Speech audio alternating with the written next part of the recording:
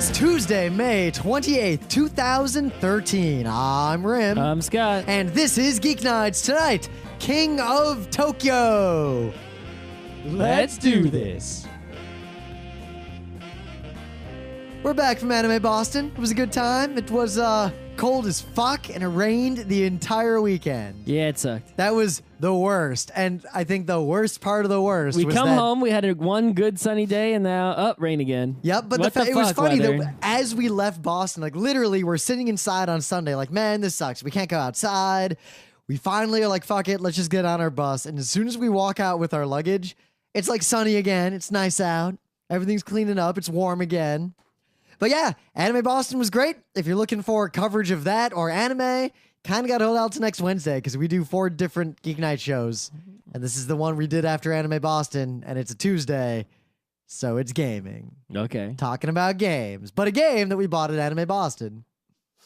So I guess the news that we can talk about that's probably the most interesting, what everyone is waiting for us to say something dumb so they can yell at us because our listeners are weird sometimes, is the Xbox. Xbox One. You know, I called the other Xbox the Xbox One, so now it's like there's 2 Xbox Ones. I don't like the name One, but then again, I didn't like the name Wii.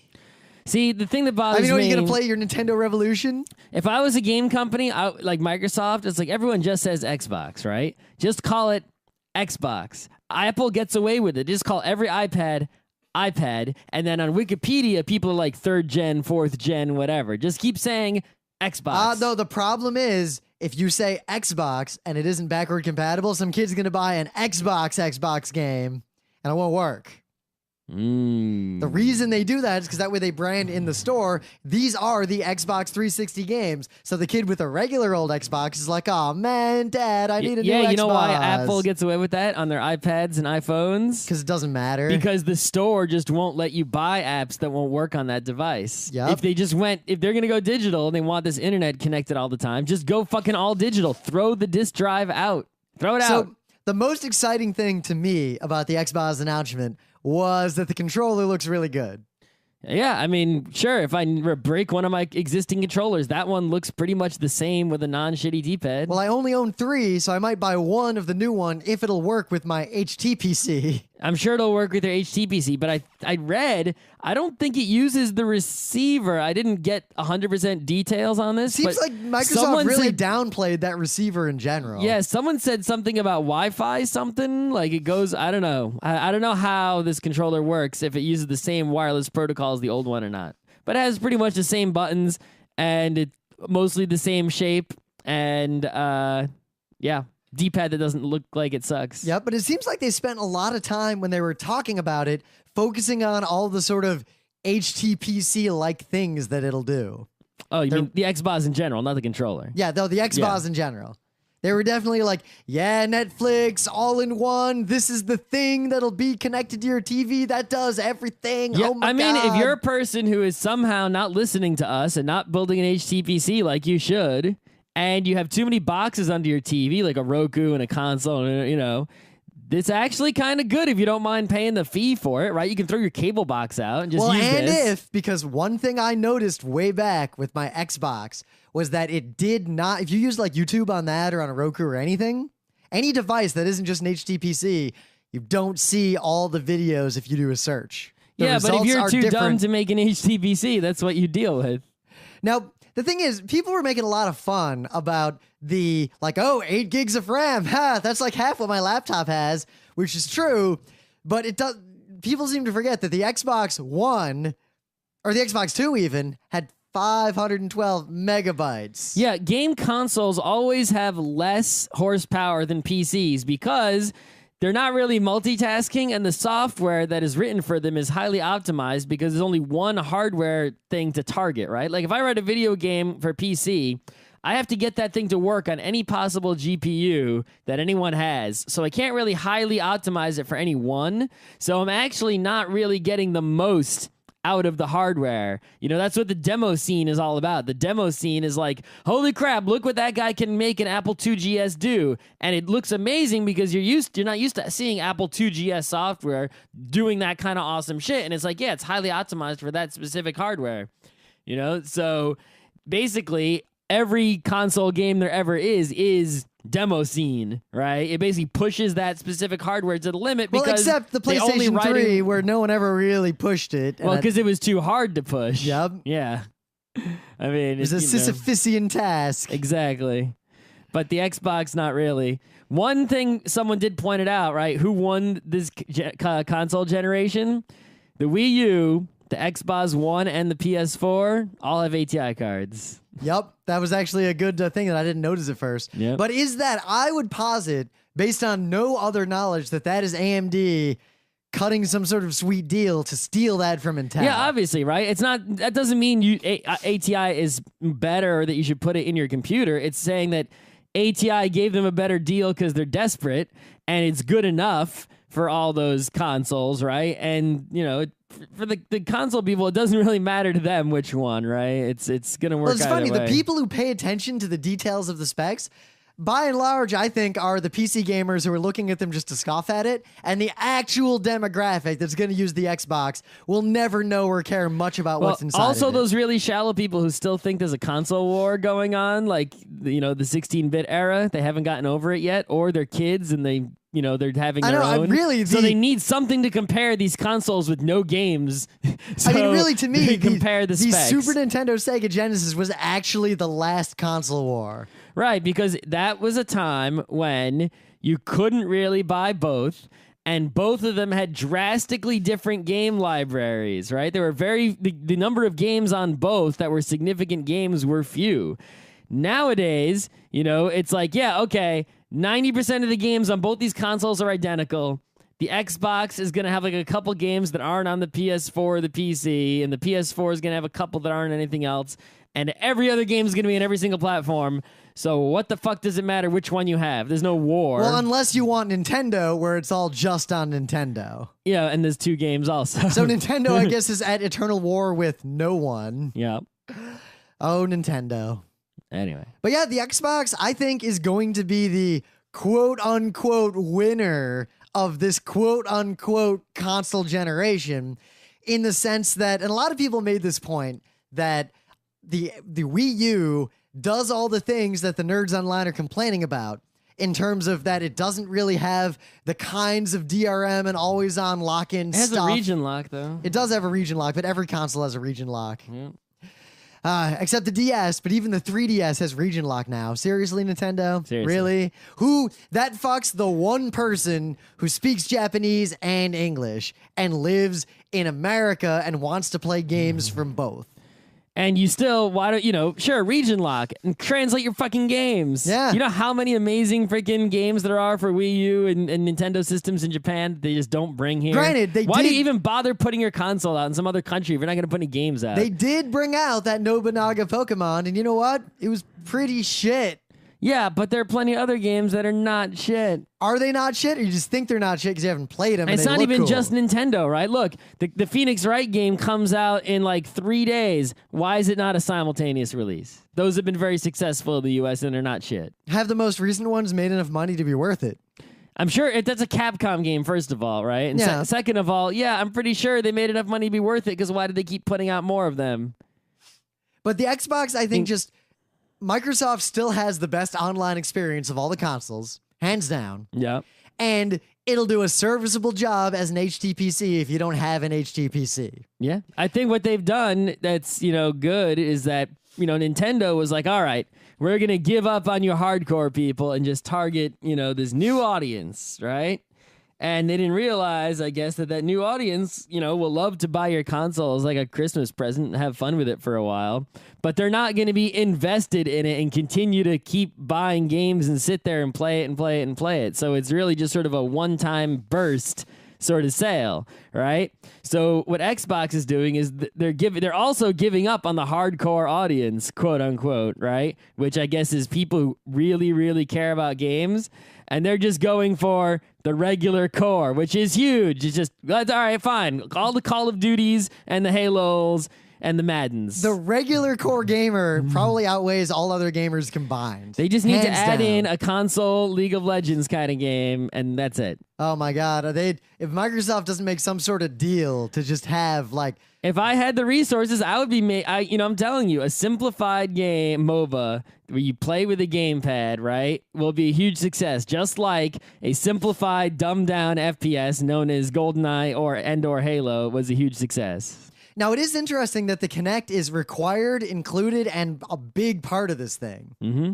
I'm curious if I still feel like the Kinect is just waggle in the Wii. Like it's It not is. Yep. adding anything to gaming. Every Kinect game I've ever played has been pretty terrible and had pretty really, really bad actual controls with the Kinect. It adds a little bit to the Even HTPC. Dance Central was okay. Yeah, it adds a little bit to the HTPC aspect because, you're already not smart enough to build an HTPC. You're probably not smart enough to handle like 10 remote controls with a million buttons if you on want them. to play some of these games, an HTPC that'll play that level of game right now would be more expensive than the Xbox when it comes out. Maybe, but the point is, if you're not good, the kind of person who can figure out how to use 3 remote controls, right, to handle your home theater, just saying Xbox, play this show, right, might work, especially if it works, which it seems to. Yep, but a lot of people seem to be really afraid of the Kinect being online. Like suddenly I see all these blog posts of people who are comparing it to 1984. Well, that was the Penny Arcade comic. Yeah, but everyone's talking about that. And it seems like a lot of the people who are freaking out about it, I went back through their like Tumblr histories or blog histories. They also were afraid of Google Glass and other people wearing it. Yeah. I mean, yes, it's a Kinect. It's a video camera. I've got a webcam plugged into almost every computer I use those webcams occasionally. I can't imagine Microsoft doing anything sinister with it. No, but there were a lot of cases where people had webcams in their computers, and then they would get hacked or something because they were stupid, right? They installed some malware or they clicked on something. Or Oh they yeah, and it's gonna be had a dumb hilarious if password. someone hacks the Xbox. And Exactly. That's what's gonna. It's not Microsoft isn't gonna look at you, right? They don't give a shit, right? It's gonna be someone's gonna figure out an exploit where they can like type in your Xbox Live username and then look at your living room, and then Microsoft is gonna be the one who gets in trouble, just like Sony got in trouble with their rootkit. Thing nonsense. is, to be honest, I think the likelihood of something like that actually happening is pretty low. It'll be a tough nut to crack, but if someone goes for it, I think they will succeed at least once, and it'll get patched. I feel like that's number one on Microsoft's list of don't let that happen. It could happen, but it could happen with the current Kinect. A lot of people have them plugged in. But I mean, it's funny because it wasn't that long ago on Geeknights, like 2006, we were talking about PC gaming was basically dead. I mean, I was thinking about buying a Mac. We were all console games and portable consoles, and that was it. And then PC gaming had a big resurgence, and now the exclusives, PC wins in terms of exclusives. There's more exclusives on the PC. They're all these like indie games and weird things you download and all that kind of stuff. Exactly. Are the exclusives of the PC. So I can't. For me as Web a gamer, games. there's almost no exclusive that'll be on a console that isn't on my PC. Do you want to play some Gods of War? Meh. Forza? Gran Turismo? Halo? Forza, Gran Turismo, that kind of thing actually would be tempting if there was something else to go with it. But if I buy just that, I basically bought a really expensive Gran Turismo machine. Exactly. Kind of like how my current Xbox 360 basically is a glorified Street Fighter and Pac-Man CEDX console. Pac-Man CEDX is on Windows 8. It's not on Windows 7 though. Yeah. It's in the Microsoft Store or Great. whatever. And then But it wasn't back then. The most updated Street Fighter 4 is on Steam. However, I imagine if you're looking to play online against people, you're going to find a lot more people playing on Xbox. Well, luckily, I'm not looking to than play on online Steam. with people. Yeah, so there you go. So yeah, we'll see. I don't think there's going to be much of interest in this so-called console generation, console war. There's 3 competing consoles. 2 of them are going to be pretty much the same, and it's going to come down to branding and exclusives. Yep. And, kids who self-identify as being with one console or with the All other. those Call of Duty people, all millions of them, are just going to buy Xboxes and play Madden and Call of Duty, just Yep. like they have been. Anyway, the one thing I think that's going to be interesting, right, is the elimination of the used games, right? And this is why. Regardless of right of first sale argument that we've made 100 times, right? Everyone's like, oh, Steam, yeah, there's no used games on Steam, but they charge you $1, so you don't even care, right? And this is the thing. Xbox games like Call of Duty, Madden, right? All the kids who don't have a lot of money, which is most of them, like all the ones that were at Anime Boston, right? What they do is they buy $50 video games or get them as presents or something, especially single player ones that have endings. They beat them, they sell them back to the store, and then they buy a new one for like 10, 20 bucks, which is what they can afford. Right? Because effectively 10, 20 bucks because they sold another one back. Yep. Right? And that's the only way these kids can afford to build a game library or to play a lot of games, is doing this, is selling games back and buying new ones. If you eliminate that ability, each one of those kids is basically going to sit there with his $50 game that he can't sell, right? And he's only going to ever buy like 4 or 5 games, like maybe half as many games as they would have bought, which is really, really going to hurt. Not the biggest, best games. Those will all still sell, right? The same number of consoles will probably still sell. But the games that you buy with the 20 bucks you got from Mario, whatever. Those less popular games, right, are not going to see as many sales for 50, 60 bucks when, so it's only the top tier that will sell, and these kids won't have enough money to buy, 2 of the lower tier games. They'll have to save up twice as long, so or 3 here's times as long, and only do. get one of them. So the long tail, when there's no used games, is either going to go away unless they do Steam pricing where shit is actually fucking cheap. Here's what I would do. This is kind of out there. If I had the Have ability, Steam pricing. No, I wouldn't do Steam pricing because you can really milk the console, that culture and those people and what they're expecting to pay for games, which is funny because you kids pay less for games than we paid in the NES era. Yeah, every single NES game I bought, from the best one to the shittiest one, was between $40 and $50 and $60. I paid $75, and these are long time ago dollars, for Zelda 2 on the NES. Well, my Zelda 2 was a gray cartridge, only cost me $50. Yeah, mine was gold. I bought it like day one. And I bought it way after it came out. Day one. But like I bought things like you would go to Toys R Us, you'd look at the shelf, you wouldn't know what to buy. I bought like some golf game that wasn't a good one, but I didn't know that wasn't a good one, and it was $50. Mario 3 was $65 at Toys R Us. Dig Dug 2, $50. Friggin' everything, $50. But what I would do is set up some sort of system where if there's a game that's one of those second tier games, yeah, it's $50 in the online store or whatever, that your parents give you credits from their credit card because kids don't have credit cards and you have to get that sort of online sale from the kids who don't go to game stores anymore because they don't have anything to sell back. Set it up to where if you already own Call of Duty, you get a $20 discount on this list of other games. And that kicks in like 6 months after Call of Duty comes out. Here's the problem with this strategy, right? This strategy might get some sales on those other games, right? But it's only getting $30 sales on those other games, right? When kids resell their shit to GameStop, right? Basically, they're buying, new copies of that, they're buying $50 for that other game, right? So even though some of the kids are like, sell a used one, buy a used one, right? Someone had to sell that used one. All those full price copies were sold at some point, along the line there. Yeah, well, you're really fundamentally changing that model of how you sell the second tier There's a lot of games. math there, right? It's like, okay, if we're now taking the money from all the used copies the GameStop sells and giving that to the developers. But there's the rub. But there's the all difference. of the original sales of the new copies are going down in price. So GameStop obviously isn't making any money here, but how much will the original developer make if their first sales are down, but they get the money back from the used sales? But at the same time, by cutting GameStop entirely out of the picture, you could probably come up with some way to capture a portion of that money that was previously in this sort of low-rent middleman. But here's the other problem with cutting GameStop out of the picture, which they're not actually doing, right? Well, for used stuff they are. A big part of GameStop is used stuff. Yeah. Is that, kids really only have cash. They don't freaking have credit cards. Yeah, you need to be really good about supporting a way for the parents or the kid to take money and put it into the Xbox account, and then the kid can buy direct. A lot of that game got sold to the store, new game got bought, is just kids on their own with whatever money they can scrap together from who knows what, right? Yep. If, parents are like approving every single game purchase, it's going to be a lot less fucking game purchases in total. unless they do the thing where you can buy the card with cash at like Walmart and then use that to buy the game online. Well, they'll do that all for sure. But actually, I think they're going to complete. They're getting rid of Xbox points. Now it's just going to show you dollars, just like Steam does. Which is exactly what I thought they should have done all along. Well, even though I understand why.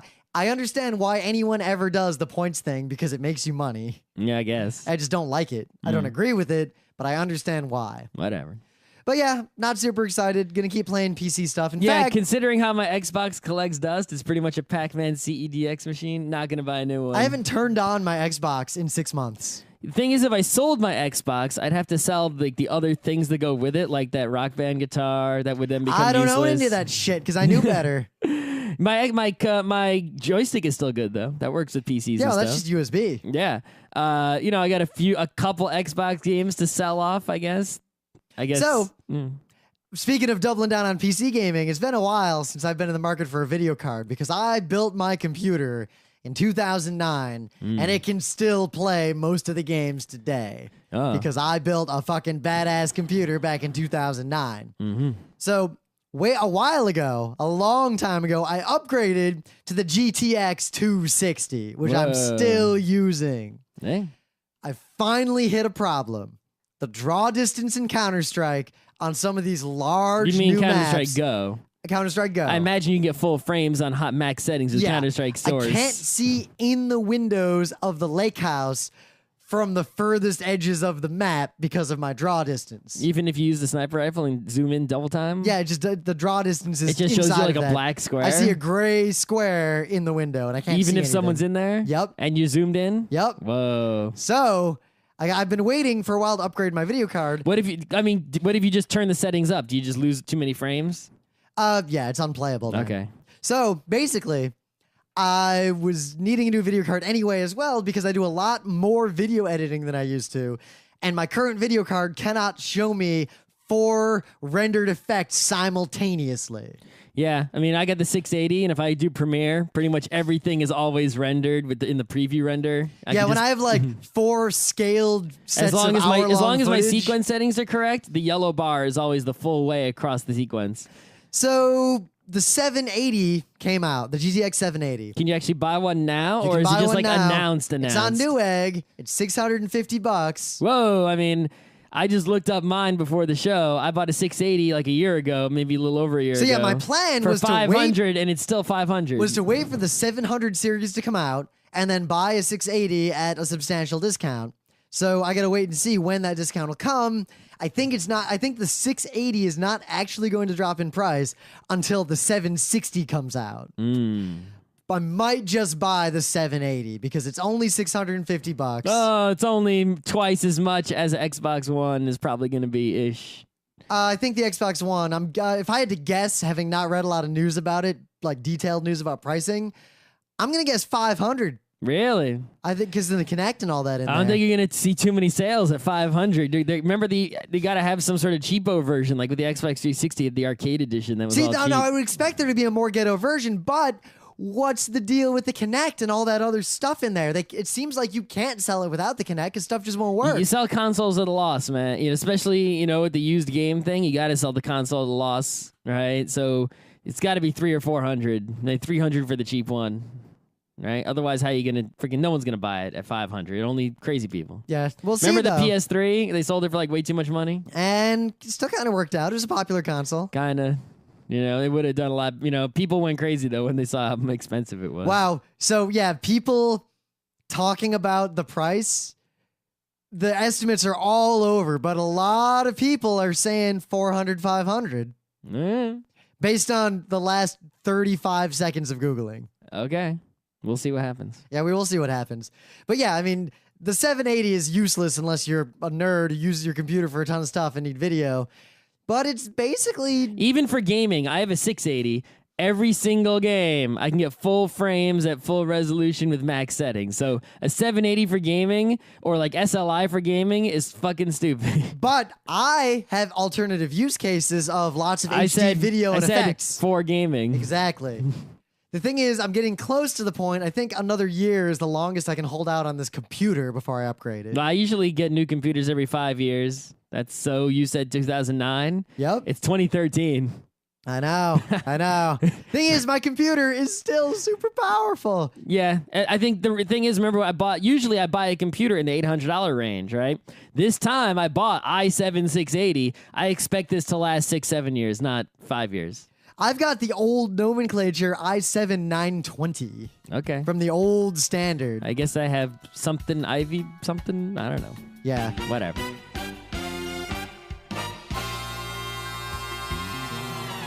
But anyway, things of the day. This is a collection of pictures of Klein bottles. Ooh. In all sorts of different, here's a knitted Klein bottle. Here's a toy that's set up like a Klein bottle. You can crawl inside of it. I guess that doesn't turn you inside out like a proper one would.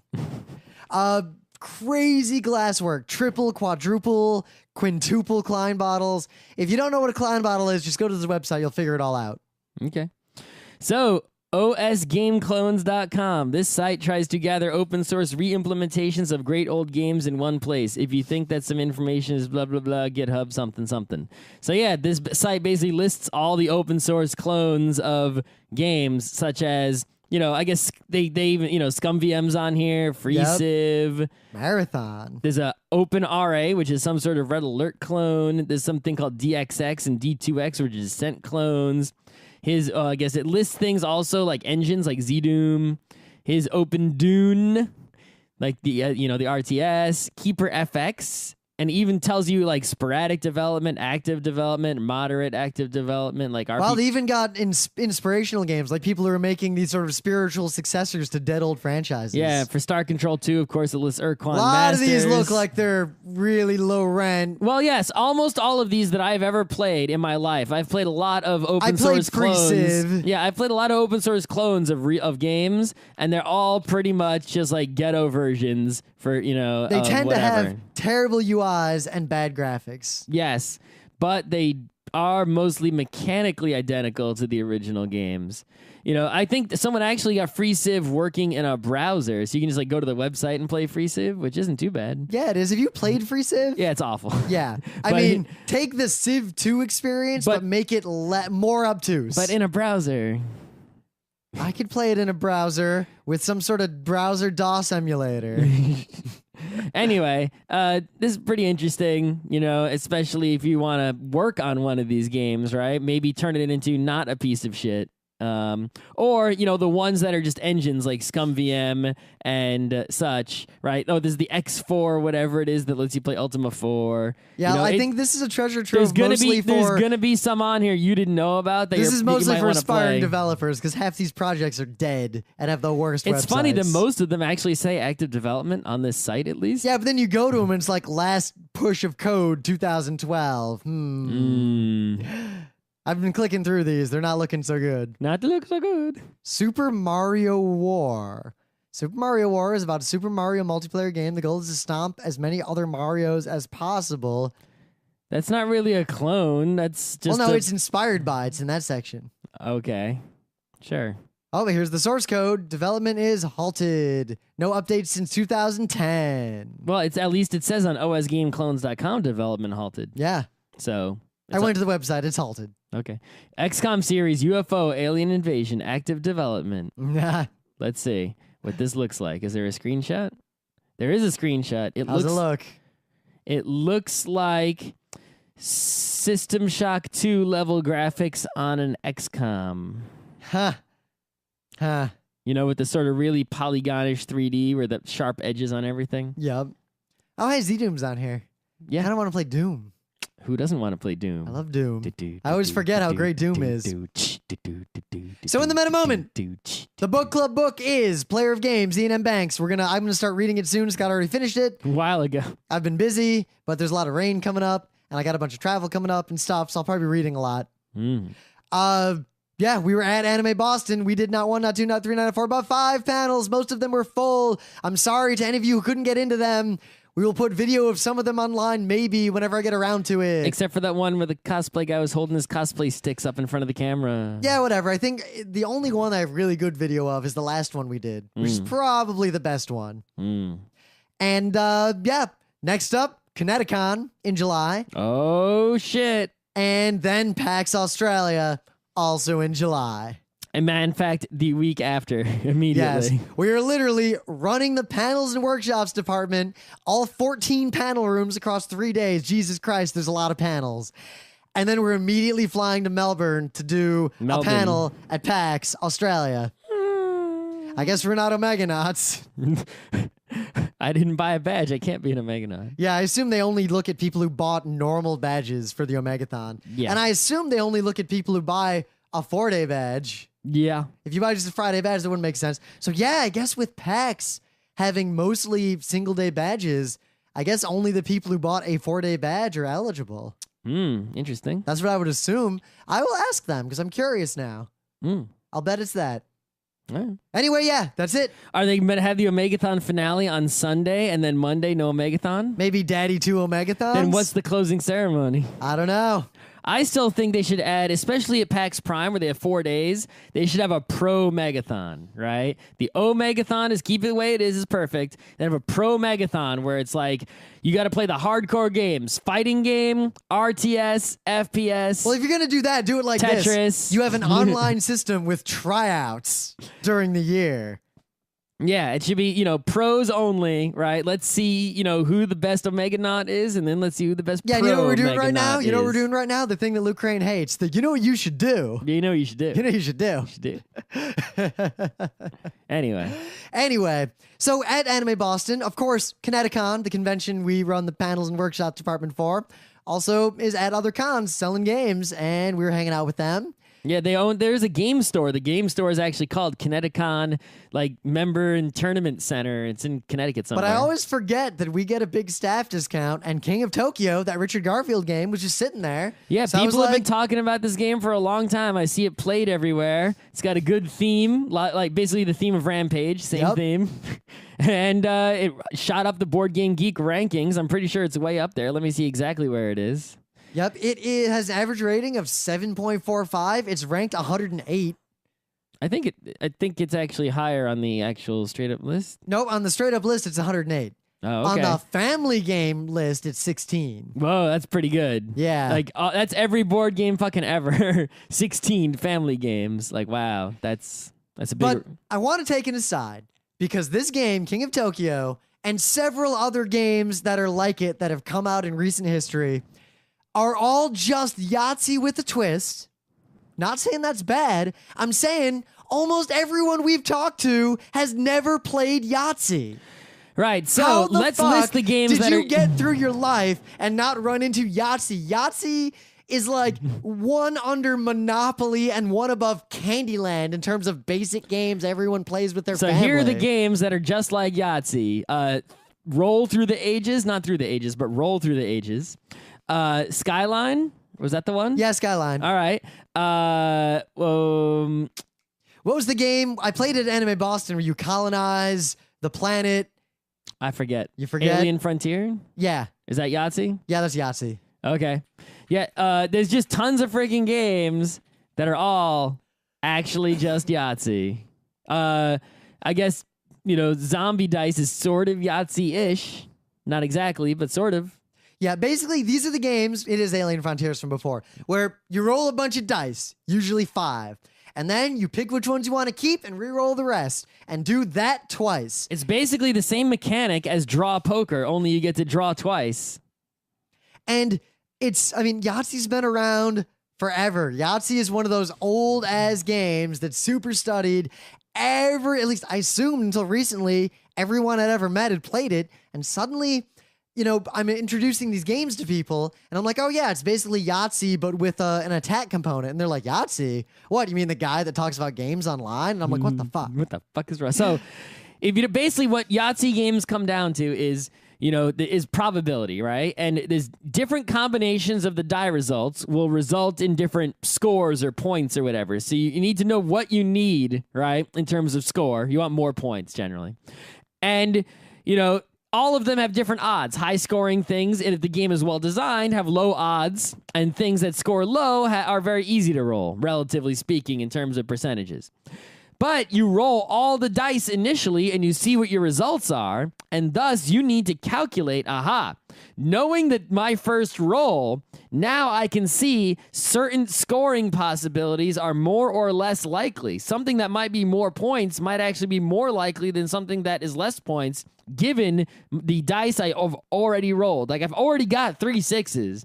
So rolling 2 6s on 2 dice, right? And with 2 chances to roll them, that's pretty likely right now, actually. You know, whereas it was incredibly unlikely when I rolled just all the dice to begin with. So any game that has that mechanic of roll dice, pick some, and do the poker thing until you have your set, and then deploy the set in some fashion onto a board or a score sheet, if you play Yahtzee until you can play it basically perfectly, where the winner is basically random based on the look of the dice, you'll be good at all of those games, because once you master that, that's the core of the game, and all the other stuff is just increasingly obtuse ways of actually maximizing the roll after you roll it, or understanding what is worth more points in a game like Alien Frontier.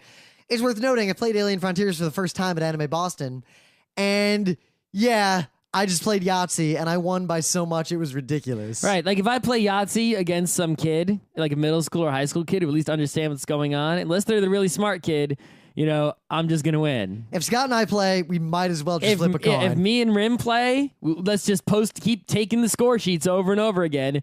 It's probably going to come out to 50% winning after enough So Scott, games. here's a bit of trivia. In the standard officially published rules of Yahtzee, what is the maximum possible score? I think you can only get a certain number of Yahtzees. Yes. Right? Do you know how many? Because I had to look it up. I did not remember. I believe, I'm trying to remember. I think that my Yahtzee score sheets that I had when I was a kid, official ones, said like on a triple Yahtzee, you would get like 500 or something. Oh, no. Triple Yahtzee. That was a different game. Was it? Yes. Oh, I guess we had triple Yahtzee. Yes, you had triple Yahtzee. Because if you had 3 Yahtzees in one game, you would score a triple Yahtzee to get many hundreds, right? And then, right, so that you could keep filling those up. And basically what would happen is if you managed to get enough Yahtzees, you wouldn't X out your Yahtzee hole. So you would keep rolling even after everyone else had filled their score sheets, and you could keep going and going. Yeah, so in the standard game, there are 13 chips. And you can get on chip for every additional Yahtzee you get. So if you get all 13 and you max out the rest of the game, your maximum total score is 1,575. Okay, that sounds about right. Unless Wikipedia. I remember I remember good Yahtzee scores would be in like the high 800, 900s or low thousands. Yep. It's, you know, if you got a Yahtzee, that's like hundreds. But seriously, in general, if you want to be good at games, and I feel like I'm going to add this to some of our panels for the next time we talk about this stuff, Yahtzee itself is, while it's not a good game for people who know better, it is a great game to learn a lot of the basic skills of gaming. Yeah, you're not going to be good at games unless you can master Yahtzee. And Yahtzee is so transparent and easy to master just because it's not trying to hide or conceal anything with theme or anything like that. So if you just play a lot of Yahtzee until you've mastered it, then you're going to be really good at all these other games we're talking about. Because it teaches you sort of opportunity cost, it teaches you odds, it Math. teaches you when you're falling behind, you've got to go for things that are less and less likely to catch up. Yep. The Hail Mary. Yep. The game, it also teaches you dice rolling and jigaboo jonesing. Yep. Because you roll in that cup. I learned how to cheat as a kid by swirling the dice at the end or putting them in, having 2 dice that I swirl while one's banging around in the middle, and then immediately flipping the cup over. I could consistently give myself 3 of a kind or really good odds and getting along straight. I had basically like, I didn't have the whole game. I had like remnants of the game because I think it was my great uncle's and it was mad old and decrepit. But it was basically from the pieces left over, I could tell it had these orange dice and a cup and sort of a blue tray similar to a Yahtzee tray. Yep.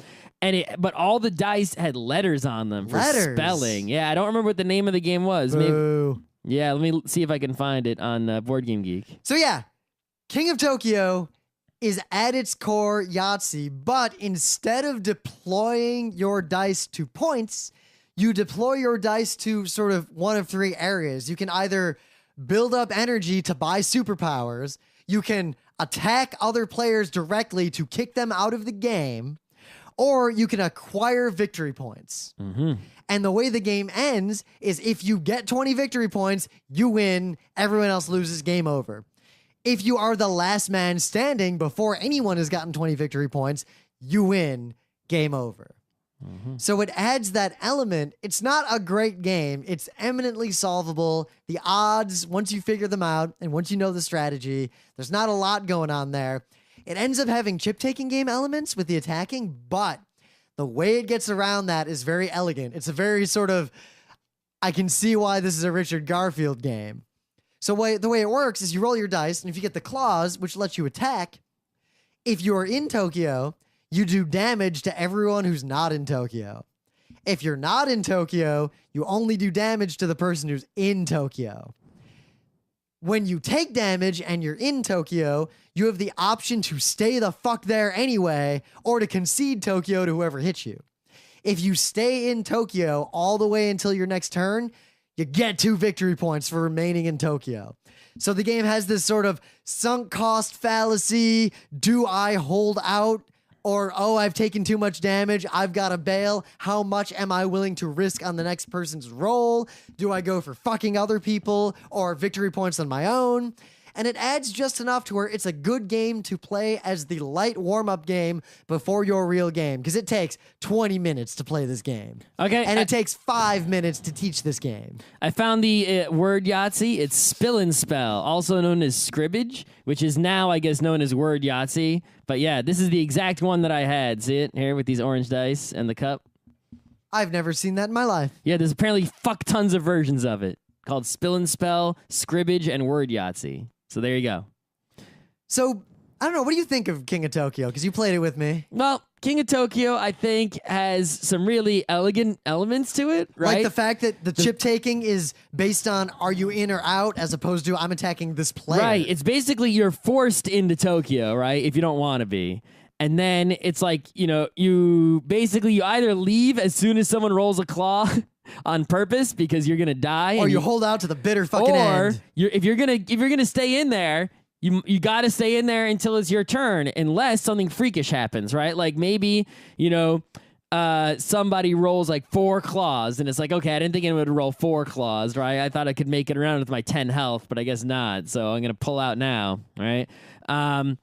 But even then, if you get down in your health from like a 4-claw roll when you're in Tokyo and you're out of Tokyo, the person who just went in, if it becomes to, whoever's in Tokyo, if they roll and do some damage, that might kill you off. So think of this. You're not safe, but you need to roll hearts. If you're in Tokyo, it's like King of the Hill. You're getting points for being in the King of the Hill place. But instead of, basically now every other player is doing damage only to you. Well, if you're in Tokyo, you're doing damage to everyone else. So when you're in Tokyo, you're effectively getting an analog to victory points by doing damage because you're taking everyone else down equally. Mm-hmm. But if anyone attacks you, they're all attacking just you and knocking you out of the game. Yep. I think the strategy, having only played it a few times, is to stay the fuck out of Tokyo. I agree, because the first game I played, I stayed the fuck out of Tokyo, and I ended up winning. And the second game, I was trying to stay in a few times to get points, and I just died. Now, I wouldn't go for damage either. I'd let other players do that. Of course, then it's a brinksmanship game. But I would go for energy to buy the superpowers. And also victory points. Just basically take victory points opportunistically. So try to be like second place in victory points. That way, if someone blitzes toward the end, you can either beat them on the blitz or kill them. But you're not so far behind that you can never catch up. Like if you roll 2 3s, go for that third 3. Get all those victory points. But otherwise, go all energy, buy as many superpowers as you can, and just be the invincible asshole who wins the game kind of on his own at the end when everyone else is kind of weak. Mm-hmm. I think that is the basic way to win. And staying out of Tokyo means you can roll hearts. So if you do take damage, you'll be good, right? But basically, it's a light game, quick to play, quick to teach, could be reboxed into basically a tiny bag. Yeah, and anyone can learn and play this game, right? So it's sort of like you can get people who are less gamery to play a game that does have some good strategies in it, right? That they normally might be averse to playing. The theme is excellent. Awesome theme. The art is great. The pieces are super high quality. Right? There's a monster for every personal taste. Like, I like all the monsters except King Kong because he's lame. I think the Kraken and the Evil Bunny are my favorite. You mean the Kraken? Kraken. It's a Kraken. It's a Titan? Have you never been mellow? Of course, I think I picked at first when I saw the cover of the box. Because usually in Rampage I always pick Lizzie, so I was thinking I'd either be the Godzilla or I'd be the Cyber Bunny, because I mean Cyber, right? Yeah. But then when I opened the box, I saw there's a Kraken. That's basically just as good as the dinosaur. He's got a good face. The too. Godzilla, right? He's got a big, and then I funny saw claw. the Mecha Dragon. I'm like, well, fuck. I mean, that slightly edges the other ones out, but all of them are great except for the friggin' King Kong. Now, I would compare this actually to Skyline. That game that wasn't it like part of the Kickstarter for Ground Floor? Yeah, it's much better than Ground Floor. Well, Ground Floor is a shit game. We talked about that. But Skyline was kind of fun, but it's basically just a shorter Yahtzee. Skyline is to Yahtzee what Euchre is to Whist. So between Skyline and King of Tokyo, I think King of Tokyo is a better game. I also agree because Skyline didn't have as many of the interactive elements. Yep, The only Skyline interactive has element, no brinksmanship. The only brinksmanship it had was like the one piece left, that extra piece you leave over in the storage or whatever. What's it called? The leftover bits that someone else can grab. All of, right? Yeah, that was it. Yeah, that's it. Whereas this one, it's like you're directly Yahtzee and you need to react to people, right? If someone, if you see, it's like, if it's depending on who's in Tokyo, you might re-roll a claw, not to hurt them, right? Because they're going to lose anyway. You're better off getting some points or something. Yep. Right? Let them stay in there and get killed by someone else who is vicious. It adds a little bit more sort of randomness, but it's the Yahtzee randomness that's heavily mitigatable by odds. You know exactly the risk you're taking by going for X over Y over Z, and the odds of six-sided dice are trivial to calculate in your head. You don't even need to calculate them. You just need to have the rough feel of them. I mean, I played Yahtzee from my childhood probably over 1,000 times. Because it's like the family game. Like every family would play it. I'd go over to friends' houses and they would all play it. Like everyone played Yahtzee. We played in school, in elementary school. I had a book of Yahtzee score sheets and they were empty, so I had a second book of Yahtzee score sheets. So that's how many. One Yahtzee score sheet can play Yahtzee like fucking 6 times on both sides. We had a Yahtzee box from the 50s. Like late 50s, maybe early 60s. Well, we had a triple Yahtzee, and the score sheets were all full full of like my parents playing it when they were kids. Yep.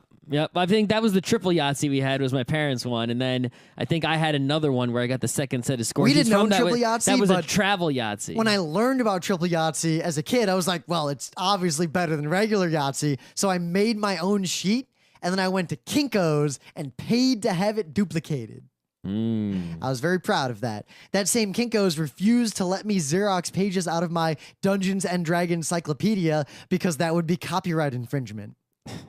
That was in the early days when copy machines and Kinko's were not exactly common and no one really knew. Like people were afraid of Kinko's for copyright stuff. And Kinko's really weird about that. But yeah, this is a kind of game that if you go to conventions or are commonly introducing games to other people, like, hey, would you like to play a game? Or, hey, you've come over to my party. Let's play a light game while we wait for more people to show up. This is your game. Just buy it. It's also a great game if you want to introduce games like this to your kids. A kid who is too young for Yahtzee, even though I think 6-year-olds can play Yahtzee just fine. If you can count, and if you can play poker, you can play Yahtzee, right? And my grandpa taught me poker, and I was young almost kids zero. who might not be interested in Yahtzee will play this because you're a monster. You're fucking up other monsters with your claw. Yep. It's also got some apt references to old robot movies and old monster movies, and it's just very well done for what it is, and it's not that expensive. A lot of times, games that are of this caliber cost way more than this for no good reason. Yeah, what I think it really is just that, there are these certain games that are like the warm-up game, right? And you think of it as like a Spot It or something along Jungle those lines, Speed. right? But those games, I think, are almost too light, right? They don't really, get you sitting at a table to play a board game. They don't really get you doing any sort of strategies or anything, right? And because they're so light, they get too much play. I think those are better for the stand-up. We really don't have time for a game. Let's play Spot It, right? I think this is really a real warm-up game, right? You still get the people sitting at the table, playing the game properly, and then you can switch to a real game once they're sitting there like that. It's much harder to switch into a Puerto Rico from a Spot It than it is to switch from a King of Tokyo to a Puerto Rico. Yep. And it's so quick to teach that you can get the people who normally wouldn't play a game to just, oh, I'll play it. You'll be done with the whole game in 20 minutes plus 5 minutes of teaching tops. Yeah, and nerds like the themes. You can get nerds to play, even if they're not board game people. Yep. You know? So. But seriously, if you want to be good at games and you haven't played Yahtzee, play Yahtzee. You don't even need to play it with other people. Just play it by yourself. I It's played a some solo game. Yahtzees. I played many a solo Yahtzee.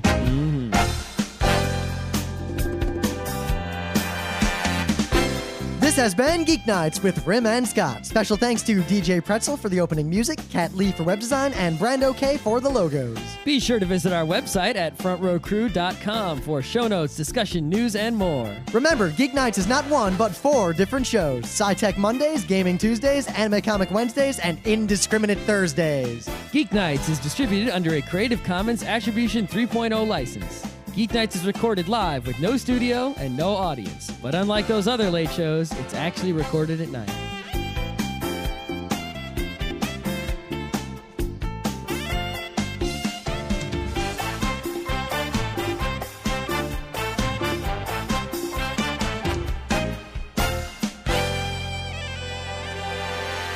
The demo scene is all about. The demo scene is like, holy crap, look what that guy can make an Apple IIgs do. And it looks amazing because you're not used to seeing Apple IIgs software doing that kind of awesome shit. And it's like, yeah, it's highly optimized for that specific hardware.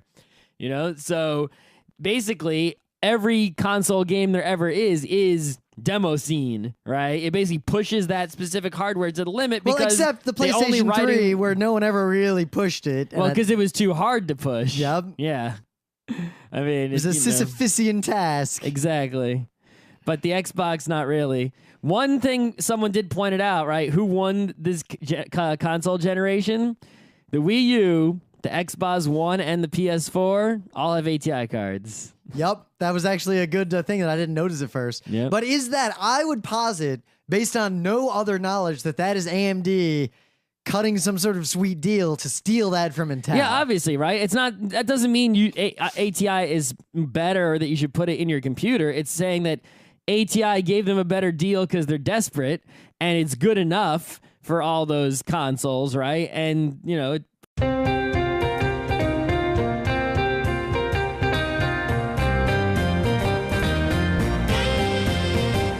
It's Tuesday, May 28th, 2013. I'm Rim. I'm Scott. And this is Geeknights. Tonight, King of Tokyo. Let's do this.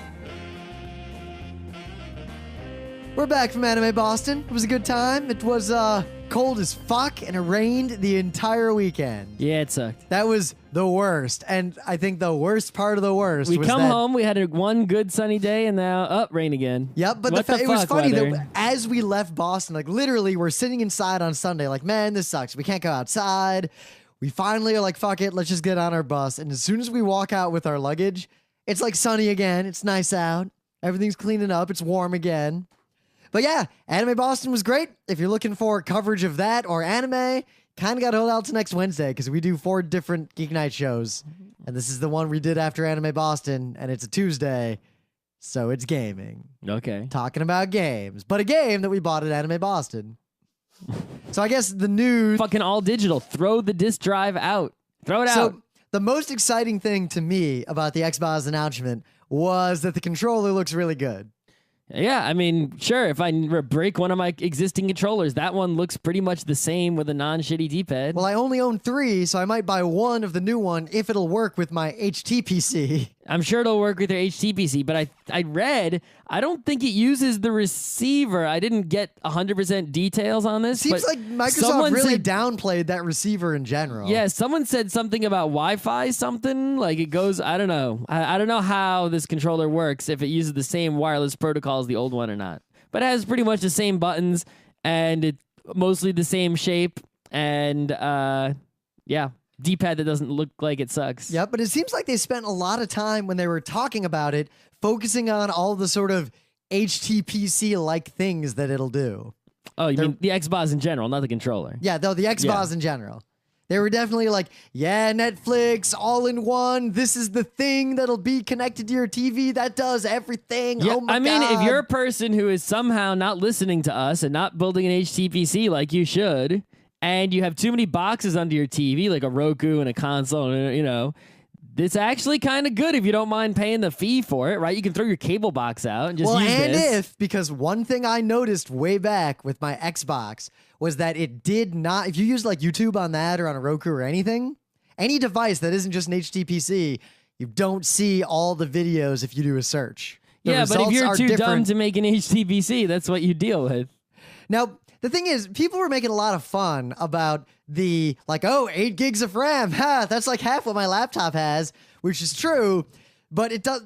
People seem to forget that the Xbox One, or the Xbox 2 even, had 512 megabytes. Yeah, game consoles always have less horsepower than PCs because they're not really multitasking, and the software that is written for them is highly optimized because there's only one hardware thing to target, right? Like if I write a video game for PC, I have to get that thing to work on any possible GPU that anyone has. So I can't really highly optimize it for any one. So I'm actually not really getting the most out of the hardware. You know, that's what this is. That we can talk about that's probably the most interesting, what everyone is waiting for us to say something dumb so they can yell at us because our listeners are weird sometimes, is the Xbox. Xbox One. You know, I called the other Xbox the Xbox One, so now it's like there's two Xbox Ones. I don't like the name One, but then again, I didn't like the name Wii. See, the thing that bothers me... I mean, you're going to play your Nintendo Revolution? If I was a game company, like Microsoft, it's like everyone just says Xbox, right? Just call it Xbox. Apple gets away with it. Just call every iPad, and then on Wikipedia, people are like 3rd gen, 4th gen, whatever. Just keep saying Xbox. No, the problem is, if you say Xbox and it isn't backward compatible, some kid's going to buy an Xbox game, and it won't work.